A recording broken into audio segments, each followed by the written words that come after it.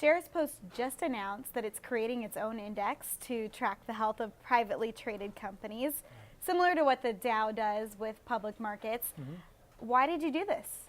We've been looking for a way to quantify the returns our investors have been seeing in our marketplace, and we're still fairly early into the life of the private capital markets. We're now about 3 years in, but we thought that was enough of a time interval that we could start to say something meaningful or get at least an early picture of those returns, and an index seemed to be a simple way to do that.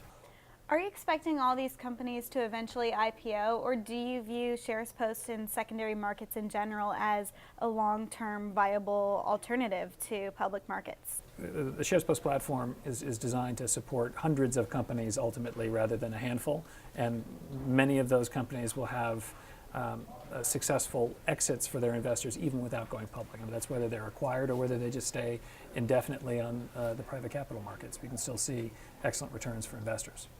As large privately traded companies like Facebook go public, how will that affect your business? Facebook has been unique, and it has been the kind of linchpin of the emerging private capital markets generally, and we don't expect another company like that to appear for some time. It's kind of a once-in-a-decade type company. There's always a next generation, a next class of innovative companies that are going to want to stay private or will be private at least for some period of time.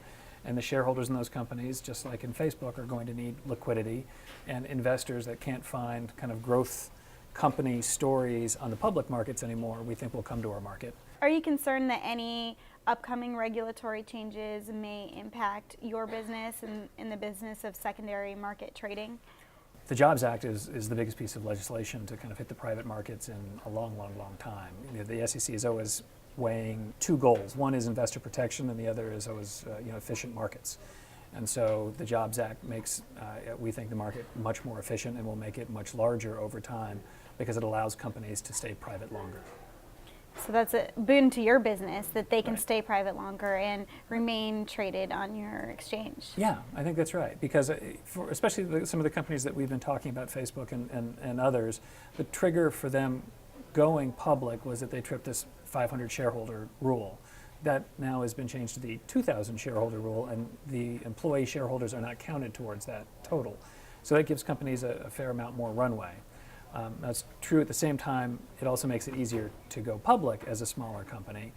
But for the most part, the companies that we're focused on are high growth companies, and I think the strategy that's emerged since Google has been to stay private as long as you possibly can, which means they'll stay in our market longer.